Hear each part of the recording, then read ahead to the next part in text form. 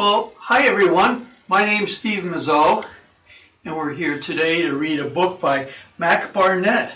It's called The Skunk. So, are you familiar with the works of Mac Barnett? Mac who? Mac Barnett. He's the author of The Skunk. He's written several other books too, and we like to read them at the Daisy Ingraham School. Well, I guess I'm gonna find out. Yeah, you'll like this one. It's called The Skunk. It's about a man who's followed by a skunk. No, it's not a real skunk. It's just a make-believe skunk. I might have to take my glasses off to see. There we go. It says, when I left my house, there was a skunk on my doorstep. Oh no! Yeah, a skunk on his doorstep. That'd be a little scary, wouldn't it? Yeah, a little bit. A little bit scary. I kept very still. I did not want to startle him. But the skunk did not seem scared. Slowly and carefully, I backed away and started down the street. Well, he doesn't want to startle the skunk. No, he doesn't want to startle the skunk. Then they might spray their skunk spray and be like, then. The skunk started right after me. We walked together a few blocks. I thought it was funny that a skunk and I could be going in the same direction. But after a mile, I realized I was being followed.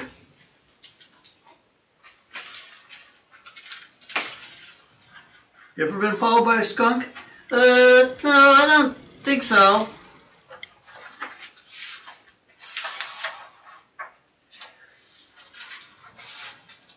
When I sped up, the skunk sped up. When I slowed down, the skunk slowed down. Hey, can I hold the pictures? Can I hold the book? No, you can't hold the book. You need to, can't hold the book because you don't have any opposable thumbs. Oh, well, yeah, but... I took many wild turns, and so did the skunk.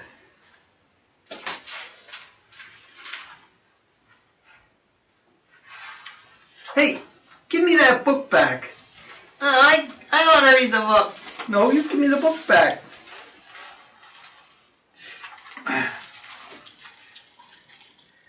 I turned to the skunk. I asked, "What do you want?" The skunk did not answer. The skunk was a skunk. I bought the skunk an apple. I gave him a saucer of milk. I offered him my pocket watch. The skunk did not want any of these things.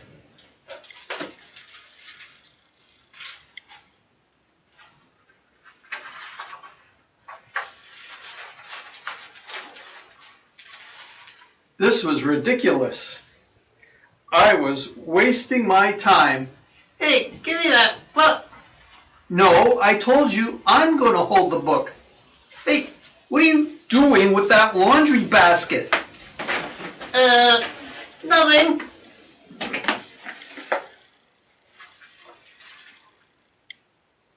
I hailed a taxi and sped off down the avenue. The skunk took the next cab.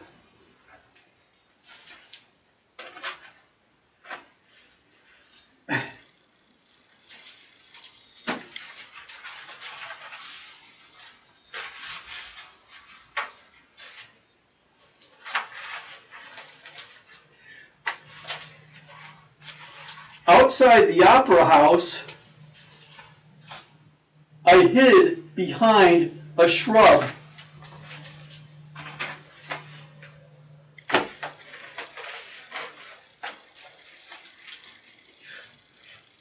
Success! I bounded up the steps and took my seat.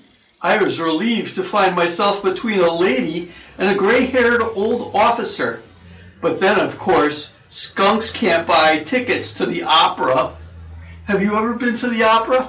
No, I haven't been to the opera. What? I got the laundry basket on my head. Yeah. Huh. The curtain rose and I smiled.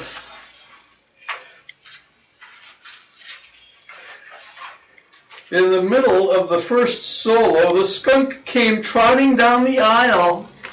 La la la la la la la la la la la la la. Hey, what are you doing? Give me that laundry basket back.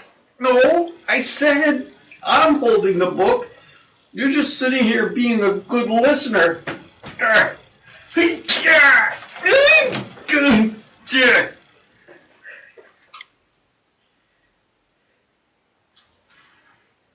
He climbed up the lady's gown and took a seat on her head. She did not notice she was wrapped.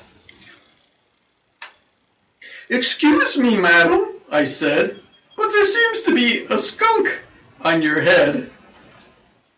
"Hush," said the lady. "This is my favorite part. So strange and yet just so sad." I had to escape. I excused myself and hurried out a fire exit. A fire exit? Yeah, fire exit. In the head.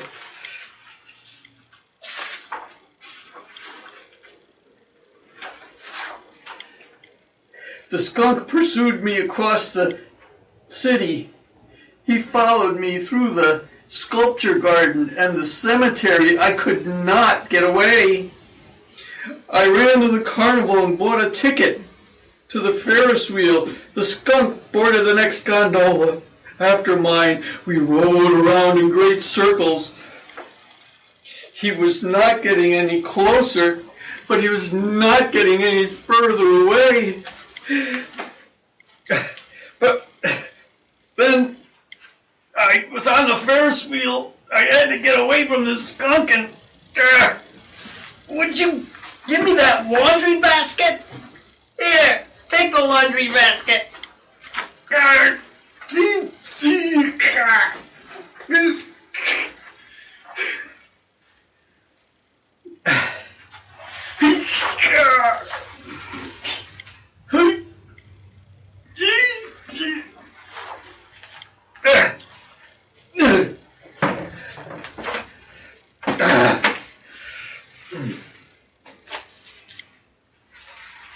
He was not getting any closer, but he was not getting any further away.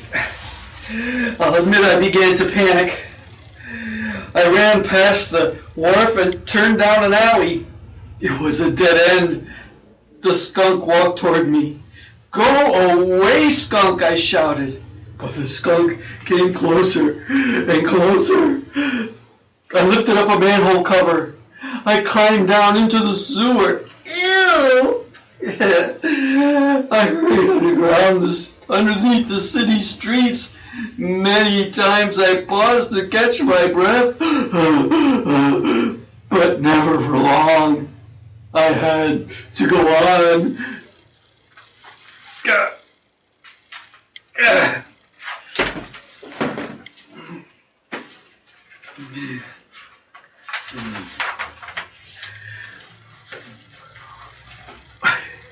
When I came up, I was in a different part of the city. I found a new house. I bought new things. You're gonna get some new things, huh? Yeah, I need some new things. I found a new house. I bought new things. And on my first night, when I opened my bedroom door, guess who was waiting there for me? Red-haired ventriloquist dummy? No. Hippopotamus? No. You get one more guess. A chicken. No, not a chicken. Electronic page turner is probably what I wish was there. Nobody. I threw myself a party. I cooked a large dinner. People brought me gifts.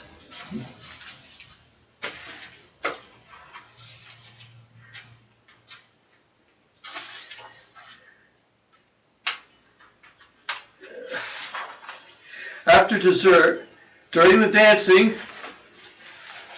I thought about the skunk.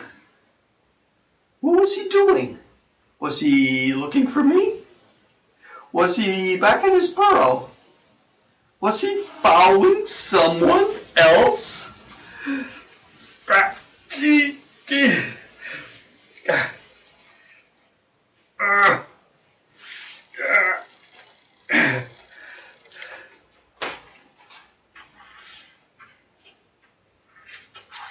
Was he following someone else?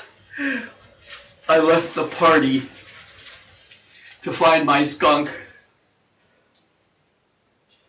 He was not in the alley. No, not in the alley. He was not at the carnival. No, he was not on the Ferris wheel. He was not beneath the city. I could not find him anywhere. I searched and I searched. He's got to be around here somewhere. Probably. Maybe you sniff and look for him. There was the skunk. Oh yeah, I see him. I see him.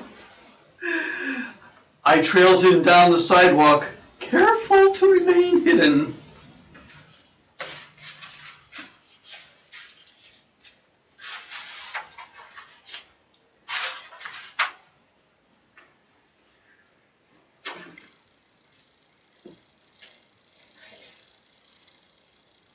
Careful to remain hidden.